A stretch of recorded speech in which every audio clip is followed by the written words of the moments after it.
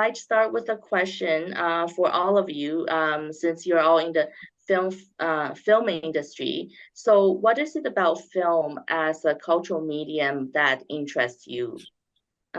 Let's start with Professor Sanchez. Sure, thank you. What I find so fascinating about cinema, film as a cultural medium is that it's a window onto other worlds. That's a lot of the ways I initially discovered other cultures was through film. And working at film festivals, that really became apparent. It's not only obviously what one, your own entry into other cultures, like that kind of empathy that film builds. Another piece is just how people see, when they see themselves in cinema, just how they feel validated. One example for me that really showed the power of film in doing that was we showed a Paraguayan film at the Toronto International Film Festival called Seven Boxes. And, there were people with Paraguayan flags at the film, and that was something I hadn't seen. So it's, for others, it's a way to discover other cultures, but it's also for people to feel seen and to feel part of a community and to feel like they're sharing that community through cinema. Professor Barta? Since I am in a direct contact with young generations of passionate and eager to become the next filmmakers of the world, students, I can say that the power of the power of the emotional impact that cinema can have upon these young minds, upon their hearts and upon their intellectual understanding of the world is unparalleled. The power of the reality that cinema creates, like no other art, the immersion into another world, into another culture, or into another existence is unparalleled. So this impact has not only an impact, an intellectual impact, but mainly an emotional impact, which helps channeling the communication between worlds, between cultures, between human experiences. And so that's what I notice, and I realize year after year with the young generations of students. Professor Teng? I think three things that actually attracts me to this very great art form. I think first is the image that we see on the big screen, and also the sound we hear from these great films. And lastly, I think it is the story being told through these first two elements, the images and also the sound. For my personal experience, I think that movies as a powerful cultural medium attracts me because of its values, because of the hopes, and because of the dreams the film can offer to audiences, including me. To a large extent, I think that film indeed open a window into our soul and expose our soul to the rest of the world. Yes, and that leads me to my next question. So since you're all from different cultures, Deanna's from Latin America, Tereza is from Europe, and Professor Teng is from China. So I'm wondering if you could tell us a little bit about the kind of genre of films that are popular in your respective cultures. Again, I would like to start with Deanna. Right. Well, there's many types of films in Latin America. It's a very broad region.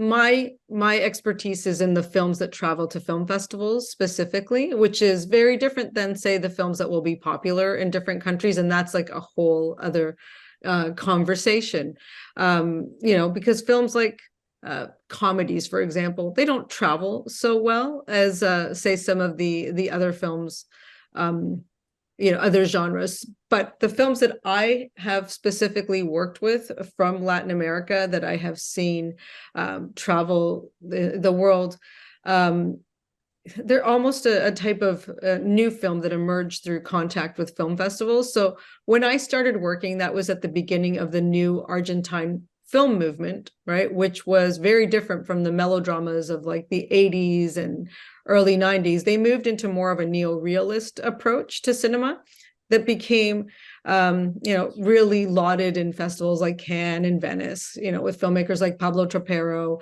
Lisandro Alonso, of course, the great Lucrecia Martel, Adrián Caetano. And what interests me is how that emergence of this new cinema actually opened the door for other cinemas for the region. So then after that, Mexican cinema began to get very popular. Of course, you have Del Toro, who works here in Toronto, is about to shoot a film here, later this year. And then you have Iñárritu and Cuarón. So there's, and then from there, Chile. And then suddenly you have like smaller films like the Dominican Republic. So what most interests me is just how that they've worked together in a way, and a lot of the ways that they've worked together to be seen, because they don't get like Latin American films are not distributed in Latin America. You don't see like Uruguayan films in Mexico, right? But it's through film festivals that those films were able to travel. So that's been interesting to me, how almost a type of Latin American cinema did emerge through film festivals. Mm-hmm. And Professor Barta?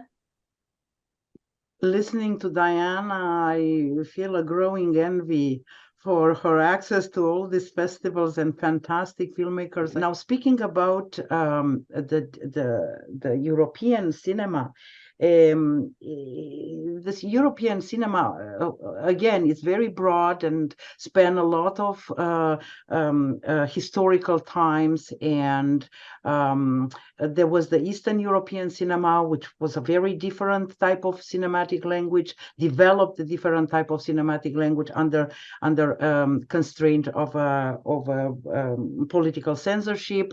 And then there was the Western cinema, European cinema. So it's a large spectrum. But if there is a common denominator, if I can find a common denominator, is that this cinema often delves into the socio-political realities, into societal issues specific to the regions, and might explore complex narratives rooted in local cultures, history, and folklore.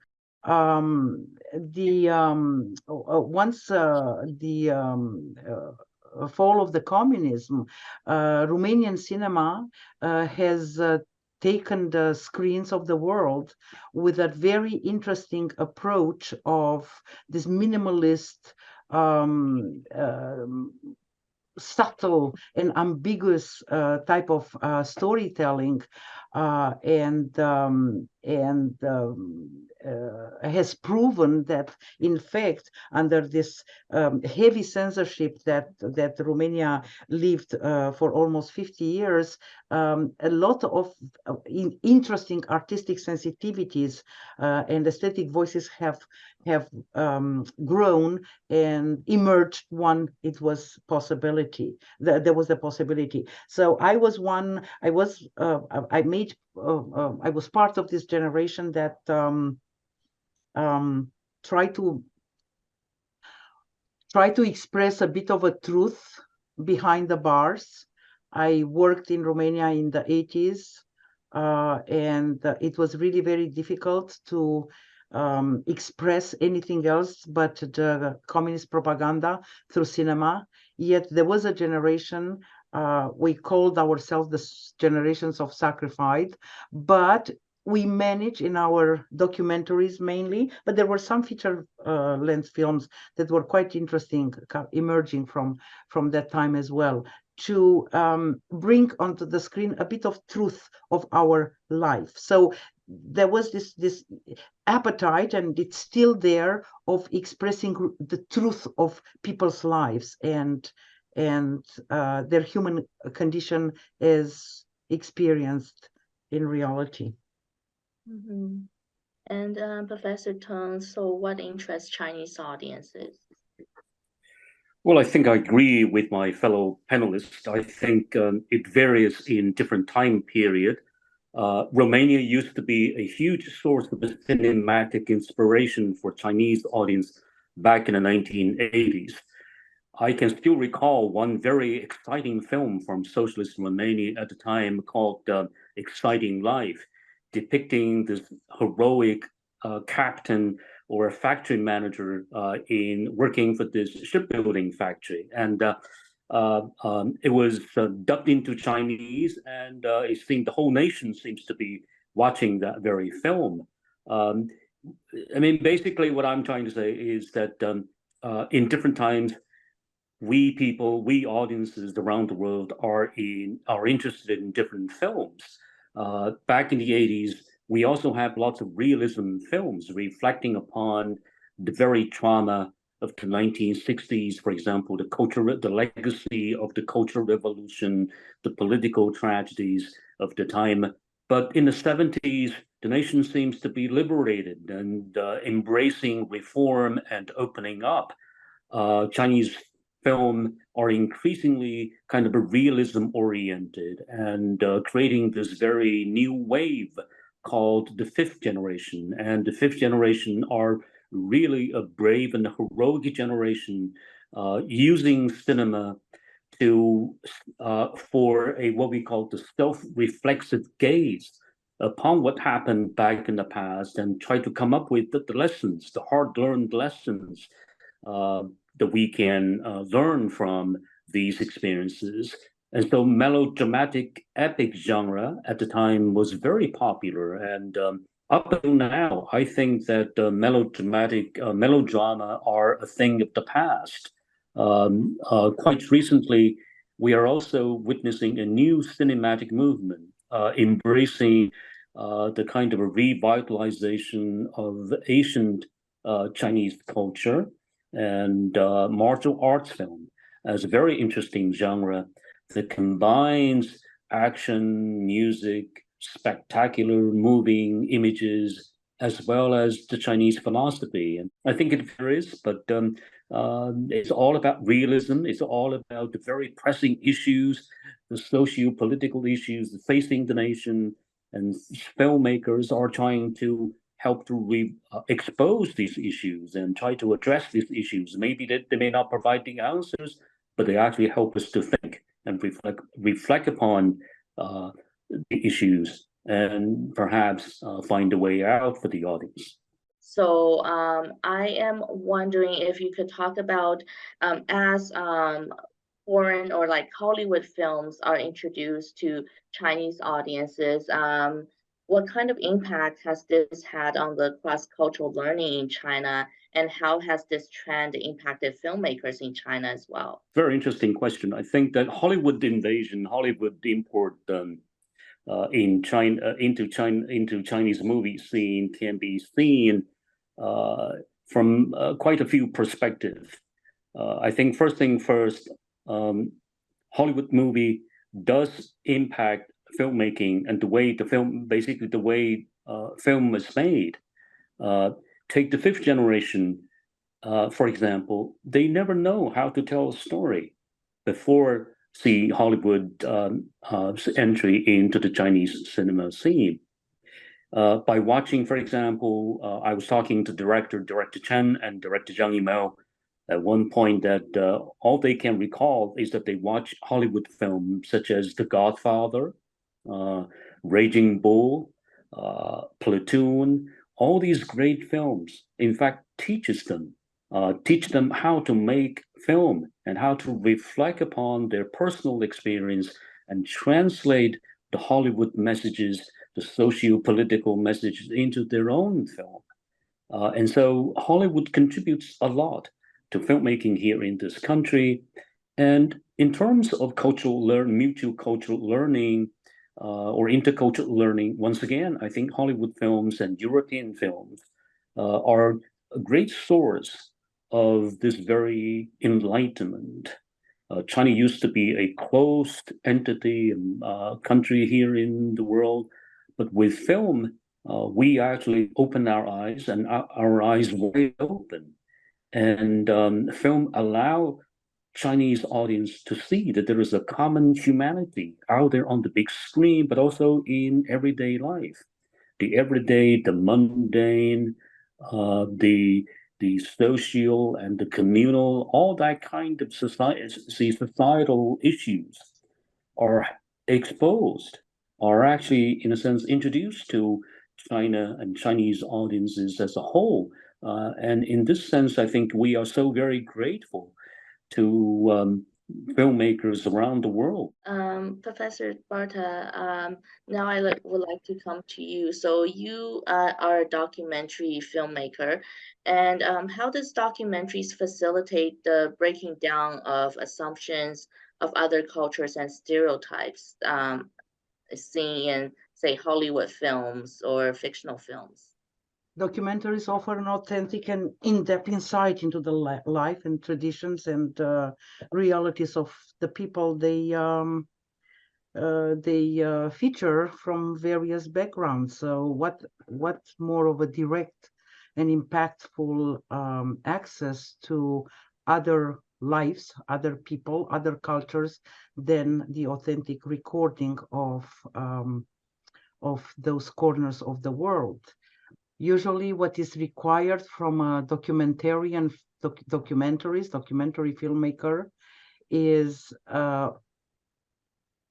absolute openness vis-a-vis the culture she records,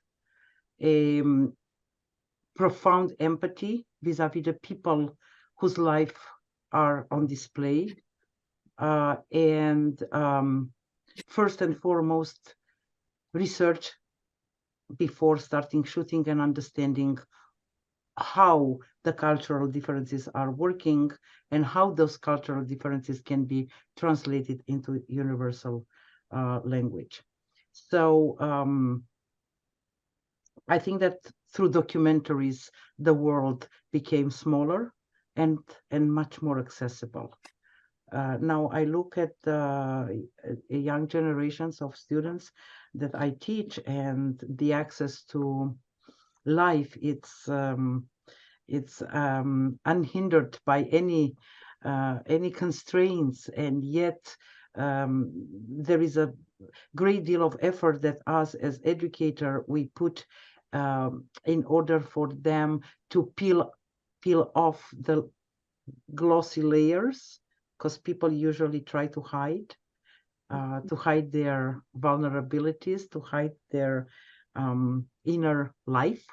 And so it's a whole work of approaching another human being, of building trust, of building a human connection, and in order to have that people reveal themselves for the benefit of the whole world, for the benefit of us. How do we learn about other people's lives, sorrows, problems, and difficulties, if not this way?